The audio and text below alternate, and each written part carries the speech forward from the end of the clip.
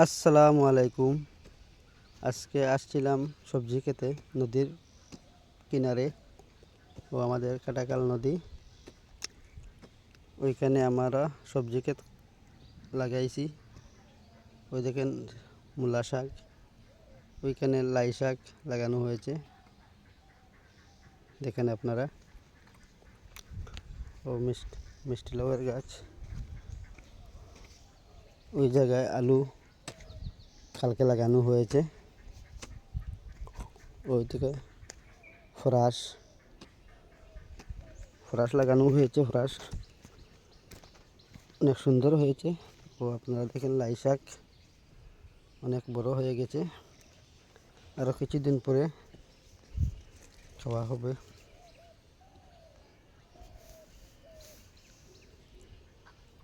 অনেক ফ্রাস দেখেন আপনারা, অনেক বড় হয়ে গেছে ফ্রাস। মূলা শাক আমরা বর্তমানে খাওয়া হবে।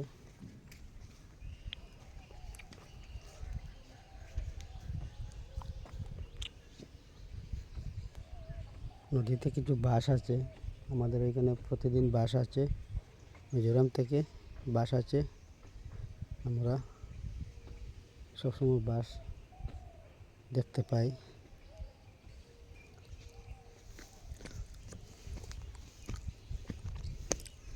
ওই জায়গায় আলু লাগানো হয়েছে, ফ্রাস লাগানো হয়েছে। আবার ভিডিওটি ভালো লাগলে সবাইকে দেখার সুযোগ করে দিবেন, কমেন্ট করবেন, লাইক করবেন।